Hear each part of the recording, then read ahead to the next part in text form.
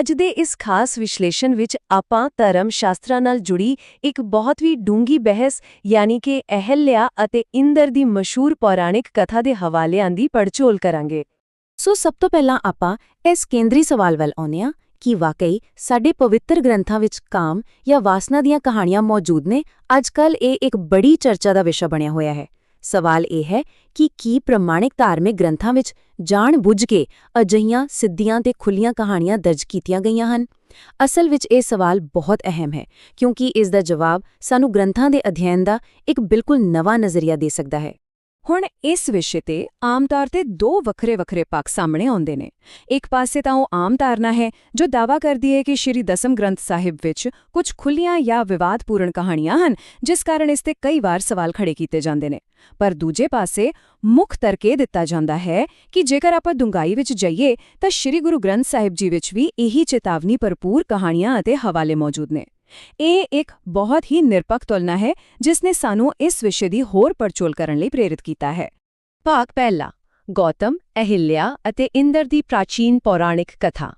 ਖੈਰ, ਇਸ ਸਾਰੀ ਚਰਚਾ ਨੂੰ ਸਮਝਣ ਲਈ ਆਪਾਂ ਨੂੰ ਪਹਿਲਾਂ ਕਹਾਣੀ ਦੀ ਸ਼ੁਰੂਆਤ ਵੱਲ ਜਾਣਾ ਪਵੇਗਾ ਜੋ ਹੁੰਦੀ ਹੈ ਗੌਤਮ ਰਿਸ਼ੀ ਤੋਂ। ਗੌਤਮ ਰਿਸ਼ੀ ਬਾਰੇ ਦੱਸਿਆ ਜਾਂਦਾ ਹੈ ਕਿ ਉਹ ਭਗਵਾਨ ਸਾਲਗ੍ਰਾਮ ਸ਼ਿਵਲਿੰਗ ਦੀ ਬਹੁਤ ਹੀ ਸੱਚੀ ਸ਼ਰਧਾ ਨਾਲ ਪੂਜਾ ਕਰਦੇ ਸਨ। ਉਨ੍ਹਾਂ ਦੀ ਇਹ ਭਗਤੀ ਇੰਨੀ ਪ੍ਰਬਲ ਸੀ, ਇੰਨੀ ਜ਼ਿਆਦਾ ਤੀਵਰ ਸੀ ਕਿ ਨਤੀਜੇ ਵਜੋਂ ਉਨ੍ਹਾਂ ਨੂੰ ਇੱਕ ਅਨਮੋਲ ਵਰਦਾਨ ਪ੍ਰਾਪਤ ਹੋਇਆ। ਇੱਕ ਐਸਾ ਵਰਦਾਨ ਕਿ ਉਨ੍ਹਾਂ ਦੇ ਮਨ ਦੀ ਕੋਈ ਵੀ ਇੱਛਾ ਤੁਰੰਤ ਪੂਰੀ ਹੋ ਸਕਦੀ ਸੀ। ਬਸ ਇਹੀ ਵਰਦਾਨ ਅੱਗੇ ਜਾ ਕੇ ਇਸ ਕਥਾ ਦਾ ਮੁੱਖ ਧੁਰਾ ਬਣਦਾ ਹੈ। ਫਿਰ ਕਹਾਣੀ ਵਿੱਚ ਆਉਂਦਾ ਹੈ ਇੱਕ ਬਹੁਤ ਹੀ ਵੱਡਾ ਮੋੜ। ਅਸਲ ਵਿੱਚ ਬ੍ਰਹਮਾ ਜੀ ਨੇ ਇੱਕ ਵੱਡੀ ਪ੍ਰਤੀਯੋਗਿਤਾ ਰੱਖੀ।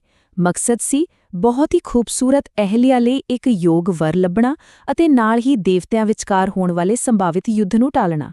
ਸ਼ਰਤ ਕਾਫੀ ਸਖਤ ਸੀ। ਸ਼ਰਤ ਇਹ ਸੀ ਕਿ ਸਿਰਫ 24 ਮਿੰਟਾਂ ਦੇ ਅੰਦਰ-ਅੰਦਰ ਪੂਰੀ ਧਰਤੀ ਦਾ ਚੱਕਰ ਲਗਾਉਣਾ ਹੋਵੇਗਾ। ਜੋ ਸਭ ਤੋਂ ਪਹਿਲਾਂ ਇਹ ਚੱਕਰ ਪੂਰਾ ਕਰੇਗਾ ਬਸ ਉਹੀ ਅਹਿल्या ਦਾ ਲਾੜਾ ਬਣੇਗਾ। ਇਹ ਇੱਕ ਇੰਨਾ ਮੁਸ਼ਕਿਲ ਮੁਕਾਬਲਾ ਸੀ ਕਿ ਇਸ ਨੇ ਸਾਰੇ ਦੇਵਤਿਆਂ ਨੂੰ ਸੋਚਾਂ ਵਿੱਚ ਪਾ ਦਿੱਤਾ।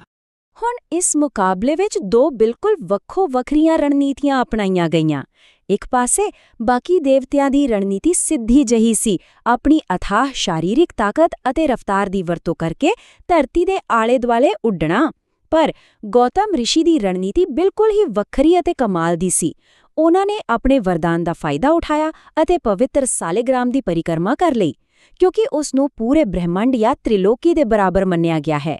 ਇਹ ਸ਼ਾਨਦਾਰ ਤੇ ਬੁੱਧੀਮਾਨੀ ਵਾਲਾ ਤਰੀਕਾ ਗੌਤਮ ਰਿਸ਼ੀ ਨੂੰ ਜੇਤੂ ਤਾਂ ਬਣਾ ਦਿੰਦਾ ਹੈ ਪਰ ਇਸੇ ਜਿਤਨੇ ਤਾਕਤਵਰ ਇੰਦਰ ਦੇਵਤੇ ਦੇ ਮਨ ਵਿੱਚ ਬਹੁਤ ਡੂੰਗੀ ਈਰਖਾ ਦਾ ਬੀਜ ਦਿੱਤਾ। ਭਾਗ ਦੂਜਾ, ਇੰਦਰ ਦਾ ਧੋਖਾ ਅਤੇ ਉਸ ਦੀ ਬਦਲੇ ਦੀ ਸਾਜ਼ਿਸ਼। ਹੁਣ ਇੰਦਰ ਵਰਗਾ ਦੇਵਤਾ ਆਪਣੀ ਹਾਰ ਇੰਨੀ ਆਸਾਨੀ ਨਾਲ ਕਿੱਥੇ ਮੰਨਣ ਵਾਲਾ ਸੀ। ਉਸ ਨੇ ਗੌਤਮ ਰਿਸ਼ੀ ਤੋਂ ਬਦਲਾ ਲੈਣ ਲਈ ਇੱਕ ਤੋਂ ਬਾਅਦ ਇੱਕ ਕਈ ਸਾਜ਼ਿਸ਼ਾਂ ਰਚਣੀਆਂ ਸ਼ੁਰੂ ਕਰ ਦਿੱਤੀਆਂ। ਸਭ ਤੋਂ ਪਹਿਲਾਂ ਉਸਨੇ ਬਾਰਿਸ਼ ਰੋਕ ਕੇ ਭਾਰੀ ਸੋਕਾ ਪਾ ਦਿੱਤਾ। ਫਿਰ ਜਦੋਂ ਗੱਲ ਨਾ ਬਣੀ ਤਾਂ ਉਸਨੇ ਆਪਣੀ ਮਾਇਆ ਨਾਲ ਇੱਕ ਜਾਦੂਈ ਗਾਂ ਬਣਾਈ ਜੋ ਗੌਤਮ ਰਿਸ਼ੀ ਦੇ ਛੂਹਣ ਨਾਲ ਹੀ ਮਰ ਜਾਵੇ ਅਤੇ ਅੰਤ ਵਿੱਚ ਉਸਨੇ ਗਾਂ ਦੀ ਹੱਤਿਆ ਦੀਆਂ ਝੂਠੀਆਂ ਅਫਵਾਹ ਵੀ ਫੈਲਾ ਦਿੱਤੀਆਂ। ਪਰ ਪਤਾ ਹੈ ਕਿ ਇਹ ਸਾਰੀਆਂ ਕੋਸ਼ਿਸ਼ਾਂ ਬੁਰੀ ਤਰ੍ਹਾਂ ਨਾਕਾਮ ਰਹੀਆਂ ਕਿਉਂਕਿ ਗੌਤਮ ਰਿਸ਼ੀ ਤੇ ਪਵਿੱਤਰ ਸਾਲਿਗ੍ਰਾਮ ਦੀ ਪੂਰੀ ਮਿਹਰ ਸੀ। ਜਦੋਂ ਇਹ ਸਿੱਧੇ ਵਾਰ ਨਾਕਾਮ ਹੋ ਗਏ ਤਾਂ ਇੰਦਰ ਨੇ ਇੱਕ ਬਹੁਤ ਹੀ ਗੁੰਝਲਦਾਰ ਅਤੇ ਖਤਰਨਾਕ ਸਾਜ਼ਿਸ਼ ਰਚੀ। ਜ਼ਰਾ ਧਿਆਨ ਨਾਲ ਸੁਣਨਾ। ਅੱਧੀ ਰਾਤ ਨੂੰ ਸਾਜ਼ਿਸ਼ ਦੇ ਤਹਿਤ ਇੱਕ ਕੁੱਕੜ ਤੋਂ ਸਮੇਂ ਤੋਂ ਪਹਿਲਾਂ ਬਾਂਗ ਦਵਾਈ ਗਈ। ਫਿਰ ਚੰਦਰਮਾ ਵੀ ਸਮੇਂ ਤੋਂ ਪਹਿਲਾਂ ਚੜ੍ਹਾ ਦਿੱਤਾ ਗਿਆ ਤਾਂ ਕਿ ਗੌਤਮ ਰਿਸ਼ੀ ਨੂੰ ਲੱਗੇ ਕਿ ਸਵੇਰ ਹੋ ਗਈ ਹੈ। ਸਵੇਰ ਦੇ ਹਨੇਰੇ ਵਿੱਚ ਇੰਦਰ ਇੱਕ ਬਿੱਲੇ ਭਾਵ ਮਜ਼ਾਰ ਦਾ ਰੂਪ ਧਾਰ ਕੇ ਆਸ਼ਰਮ ਵਿੱਚ ਦਾਖਲ ਹੋਇਆ ਅਤੇ ਫਿਰ ਉਸਨੇ ਬਿਲਕੁਲ ਗੌਤਮ ਰਿਸ਼ੀ ਦਾ ਰੂਪ ਧਾਰਨ ਕਰ ਲਿਆ ਤਾਂ ਜੋ ਉਹ ਧੋਖੇ ਨਾਲ ਅਹਿल्या ਕੋਲ ਜਾ ਸਕੇ। ਇਹ ਧੋਖਾ ਸੱਚਮੁੱਚ ਬਹੁਤ ਹੀ ਬਾਰੀਕੀ ਨਾਲ ਘੜਿਆ ਗਿਆ ਸੀ ਪਰ ਕੁਦਰਤ ਨੂੰ ਸ਼ਾਇਦ ਕੁਝ ਹੋਰ ਹੀ ਮਨਜ਼ੂਰ ਸੀ। ਇੱਥੇ ਇੱਕ ਵੱਡਾ ਮੋੜ ਆਂਦਾ ਹੈ ਜਦੋਂ ਗੰਗਾ ਨਦੀ ਖੁਦ ਪ੍ਰਗਟ ਹੋ ਕੇ ਗੌਤਮ ਰਿਸ਼ੀ ਨੂੰ ਚੇਤਾਵਨੀ ਦਿੰਦੀ ਹੈ। ਅਸਲ ਵਿੱਚ ਜਦੋਂ ਗੌਤਮ ਰਿਸ਼ੀ ਇਸ਼ਨਾਨ ਲਈ ਪਹੁੰਚੇ ਤਾਂ ਗੰਗਾ ਨੇ ਉਹਨਾਂ ਨੂੰ ਦੱਸਿਆ ਕਿ ਅੱਜ ਉਹ ਸਮੇਂ ਤੋਂ ਬਹੁਤ ਪਹਿਲਾਂ ਆ ਗਏ ਨੇ ਅਤੇ ਪਿੱਛੋਂ ਉਹਨਾਂ ਦੇ ਘਰ ਵਿੱਚ ਇੱਕ ਬਹੁਤ ਵੱਡਾ ਧੋਖਾ ਹੋ ਰਿਹਾ ਹੈ। ਬਸ ਇਹ ਉਹ ਪਲ ਸੀ ਜਿੱਥੇ ਗੌਤਮ ਰਿਸ਼ੀ ਨੂੰ ਇਸ ਸਾਰੀ ਭਿਆਨਕ ਸਾਜ਼ਿਸ਼ ਦਾ ਅਹਿਸਾਸ ਹੋ ਗਿਆ। ਭਾਗ ਤੀਜਾ, ਸਰਾਪਾਂ ਦਾ ਦੌਰ ਅਤੇ ਗੌਤਮ ਰਿਸ਼ੀ ਦਾ ਕ੍ਰੋਧ।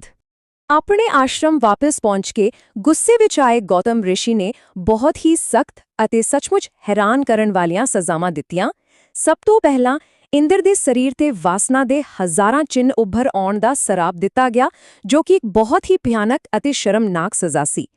ਇੰਦਰ ਦਾ ਸਾਥ ਦੇਣ ਕਾਰਨ ਚੰਦਰਮਾ ਨੂੰ ਸਰਾਪ ਮਿਲਿਆ ਕਿ ਉਹ ਹੁਣ ਸਿਰਫ ਮਹੀਨੇ ਵਿੱਚ ਇੱਕ ਰਾਤ ਹੀ ਪੂਰਾ ਹੋਵੇਗਾ ਅਤੇ ਬਾਕੀ ਦਿਨ ਕੱਟਦਾ ਰਹੇਗਾ। ਉਸ ਕੁੱਕੜ ਦੀ ਬਾਂਗ ਤੋਂ ਲੋਕਾਂ ਦਾ ਵਿਸ਼ਵਾਸ ਉੱਠਣ ਦਾ ਸਰਾਪ ਮਿਲਿਆ।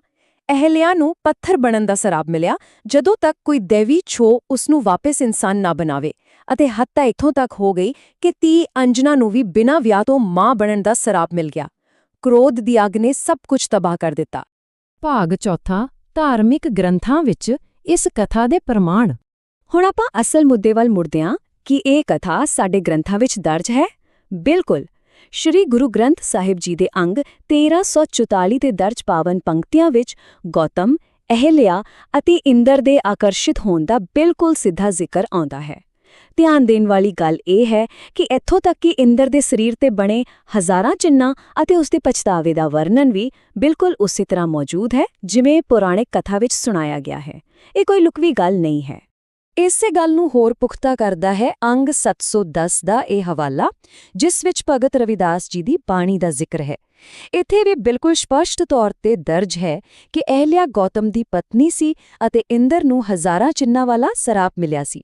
ਇਹ ਸੈਕੰਡਰੀ ਪ੍ਰਮਾਣ ਸਾਨੂੰ ਦੱਸਦਾ ਹੈ ਕਿ ਇਹ ਕਥਾਵਾਂ ਗ੍ਰੰਥਾਂ ਵਿੱਚ ਬਕਾਇਦਾ ਰੂਪ ਵਿੱਚ ਮੌਜੂਦ ਹਨ। ਅਤੇ ਗੱਲ ਇੱਥੇ ਹੀ ਖਤਮ ਨਹੀਂ ਹੁੰਦੀ। ਇਸ ਤੋਂ ਇਲਾਵਾ ਭਾਈ ਗੁਰਦਾਸ ਜੀ ਦੀਆਂ ਵਾਰਾਂ ਵਿੱਚ ਵੀ ਇਸ ਦਾ ਜ਼ਿਕਰ ਆਂਦਾ ਹੈ, ਖਾਸ ਕਰਕੇ 10ਵੀਂ ਵਾਰ ਦੀ 11ਵੀਂ ਪੌੜੇ ਵਿੱਚ। ਇੱਥੇ ਵੀ ਉਹੀ ਬਿਰਤਾਂਤ ਹੈ ਕਿ ਕਿਵੇਂ ਇੰਦਰ ਪਰਾਏ ਕਰ ਗਿਆ, ਉਸ ਨੂੰ ਸਰਾਪ ਮਿਲਿਆ ਅਤੇ ਫਿਰ ਉਸਨੇ ਪਛਤਾਵਾ ਕੀਤਾ। ਇਹ ਇਤਿਹਾਸਿਕ ਹਵਾਲਾ ਇਹ ਸਾਬਿਤ ਕਰਦਾ ਹੈ ਕਿ ਇਹ ਕਹਾਣੀ ਸਾਡੀ ਧਾਰਮਿਕ ਅਤੇ ਇਤਿਹਾਸਿਕ ਪਰੰਪਰਾ ਦੇ ਅੰਦਰ ਕਿੰਨੇ ਡੂੰਘਾਈ ਨਾਲ ਜੁੜੀ ਹੋਈ ਹੈ। ਭਾਗ ਪੰਜਵਾਂ, ਦਵਾਈ ਦੀ ਉਦਾਹਰਨ ਅਤੇ ਇਸ ਨੂੰ ਸਮਝਣ ਦਾ ਸਹੀ ਨਜ਼ਰੀਆ। ਸੋ ਸਵਾਲ ਇਹ ਹੈ ਕਿ ਇਹ ਕਥਾਵਾਂ ਗ੍ਰੰਥਾਂ ਵਿੱਚ ਕਿਉਂ ਨੇ? ਇਸ ਦੇ ਪਿੱਛੇ ਦਾ ਤਰਕ ਸਮਝਣ ਲਈ ਜ਼ਹਿਰ ਅਤੇ ਦਵਾਈ ਦੀ ਇੱਕ ਬਹੁਤ ਹੀ ਕਮਾਲ ਦੀ ਉਦਾਹਰਨ ਦਿੱਤੀ ਜਾਂਦੀ ਹੈ।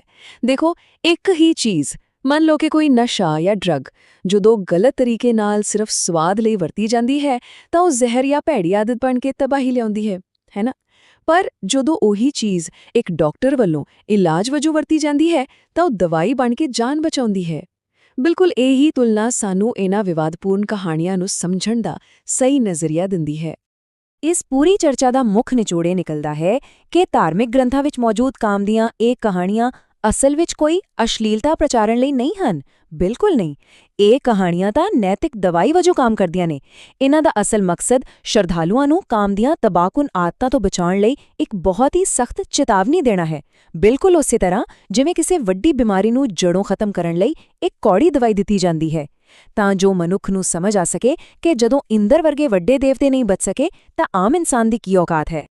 ਅੰਤ ਵਿੱਚ ਆਪਾਂ ਨੂੰ ਇਸ ਡੂੰਘੇ ਸਵਾਲ ਤੇ ਵਿਚਾਰ ਕਰਨਾ ਚਾਹੀਦਾ ਹੈ ਕਿ ਕਿਸੇ ਵੀ ਲਿਖਤ ਦਾ ਅਸਲੀ ਅਰਥ ਉਸ ਨੂੰ ਪੜ੍ਹਨ ਵਾਲੇ ਦੀ ਨੀਅਤ ਤੇ ਨਿਰਭਰ ਕਰਦਾ ਹੈ। ਸ਼ਾਇਦ ਇਹ ਸਾਡੀ ਆਪਣੀ ਮਾਨਸਿਕਤਾ ਹੀ ਹੈ ਜੋ ਇਹ ਤੈਅ ਕਰਦੀ ਹੈ ਕਿ ਅਸੀਂ ਗ੍ਰੰਥਾਂ ਵਿੱਚੋਂ ਕੀ ਭਾਲ ਰਹੇ ਹਾਂ, ਕੋਈ ਡੂੰਘੀ ਸਿੱਖਿਆ ਜਾਂ ਫਿਰ ਸਿਰਫ ਵਿਵਾਦ। ਇਹ ਗੱਲ ਸਾਨੂੰ ਸਿਖਾਉਂਦੀ ਹੈ ਕਿ ਸ਼ਾਸਤਰਾਂ ਦਾ ਅਧਿਐਨ ਹਮੇਸ਼ਾ ਇੱਕ ਸ਼ੁੱਧ, ਸਿੱਖਣ ਵਾਲੀ ਭਾਵਨਾ ਅਤੇ ਖੁੱਲ੍ਹੇ ਮਨ ਨਾਲ ਹੋਣਾ ਚਾਹੀਦਾ ਹੈ। ਸੋਚ ਕੇ ਦੇਖਿਓ।